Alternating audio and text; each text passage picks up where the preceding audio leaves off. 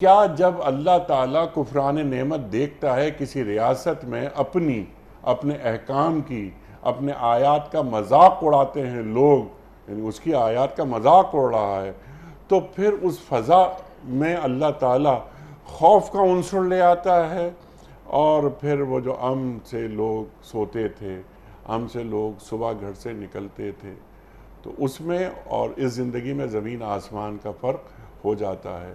یہی شہر تھا۔ پورے پاکستان کی بات میں یقین سے نہیں کر سکتا، لیکن ہاں ہم پڑھتے ہیں کہ کیا کچھ ہو رہا ہے، ہمارے پورے ناردرن ایریاز میں کیا ہو رہا ہے، وہ پورے ملک کی مختلف شکلیں ہیں ہماری اور خطے ہیں، اس میں کیا کیا عجیب عجیب سے معاملات ہو رہے ہیں۔ لیکن مفتی صاحب، ہم نے بھی اسی شہر میں یعنی زندگی کے 60 سال گزار لیے، آپ نے بھی اتنا وقت گزارا۔ کیا شہر تھا یہ، کیا امن کی فضا تھی، سب مل کر رہتے تھے، اور اگر رات 12 1 بجے 2 بجے بھی گھر آ رہے ہیں تو کوئی ڈر خوف نہیں ہوتا تھا، ہمیں کبھی نہیں ہوا۔ لیکن اب دیکھیے آپ یہاں سے ابھی آپ پروگرام سے باہر نکلیں گے، گاڑی میں بیٹھیں گے، گھر کی طرف جائیں گے تو سب سے پہلے آپ گاڑی کو لاک کریں گے، فون پہ رابطے میں رہیں گے کہ ہاں میں اس جگہ پہنچ گیا۔ یہ کیا ہے؟ یہ مسلمانوں کی بستیاں ہیں، مسلمانوں کی بستی، یہ تو دین نام سلامتی کا ہے۔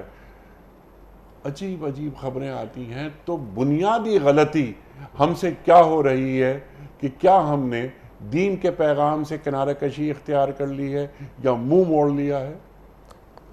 انیس صاحب، اللہ تعالیٰ نے مکہ مکرمہ کے بارے میں ایک اور جگہ پہ ارشاد فرمایا کہ اولم یروا انا جعلنا حرما آمنا ویتخطف الناس من حولہم، یہ لوگ یہ نہیں دیکھتے کہ حرم کو ہم نے امن کی جگہ بنایا ہے، جبکہ ادھر ادھر دور دراز آس پاس کے علاقوں سے لوگوں کو چک لیا جاتا ہے۔ امن کی جو نعمت ہے، بے خوف زندگی کی نعمت ہے۔ میں ابھی یہ بات عرض کرنا چاہ رہا تھا، اگرچہ اچھا نہیں معلوم ہوتا، بسا اوقات اس جملے میں ناشکری سی معلوم ہوتی ہے، لیکن میں اپنے کبھی 1-2 ساتھیوں سے بات کر رہا تھا، کبھی باہر گیا ہوا تھا میں، تو میں ان سے کہہ رہا تھا کہ اگر آپ کو اس تفسیر سمجھنی ہو کہ آمنہم من خوف کیا ہوتا ہے، تو آپ ہمارے شہر میں آ کر کچھ دیر وقت گزاریں کہ جس میں آپ کو باہر نکلتے وقت کچھ نہیں پتا ہوتا کہ کوئی بھی آ کر آپ کے ساتھ کیا کر سکتا ہے۔ اللہ اکبر۔ تو یہ کہلاتی ہے خوف کی کیفیت کے نا، آپ کو کچھ نہیں پتا ہو کہ میرے ساتھ کیا۔ دنیا کے کئی ممالک ایسے ہیں جہاں پر اس طرح کی کیفیت کم و بیش ہیں۔ تو اچھا، اس کی وجوہات کیا ہو سکتی ہیں؟ ایک تو وجہ وہ ہے جو آپ قرآن کریم میں اللہ سبحانہ تعالیٰ نے فرمایا کہ جب ایک مستقل ایک بستی کے اندر سرکشی ہوتی ہے، پھر اللہ کی طرف سے جو مختلف عذاب کی شکلیں آتی ہیں، ان میں سے ایک یہ بھی ہے۔ اور دوسری ایک وجہ انیس صاحب اس کی مجموعی سطح پہ بد انتظامی ہے۔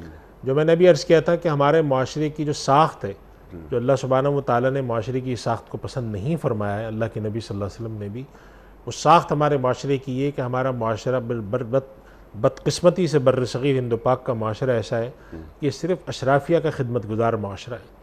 چنانچہ یہاں پر اشرافیہ کسی بھی سطح کی ہو، سارا نظام اس کی خدمت میں، اگر آپ کسی ایسی بڑے منصب پہ ہیں تو ہر طرح کا فائدہ آپ کو مل سکتا ہے، لیکن ایک عام آدمی کو نہیں ملتا۔ اس کے نتیجے میں بھی چونکہ ظلم ہو جاتا ہے، تو اس کے نتیجے میں اللہ ایک خوف کی فضا پیدا کر دیتا ہے۔ چنانچہ ایک خوف پھیلا ہوا ہے۔ آپ دیکھیں کہ یہاں پر جو لوگ ذرا سے کسی بڑے منصب پہ بیٹھے ہوتے ہیں، بڑے تاجر ہیں یا کسی سے، وہ اس کے بغیر نکل نہیں سکتے، باہر جا نہیں سکتے۔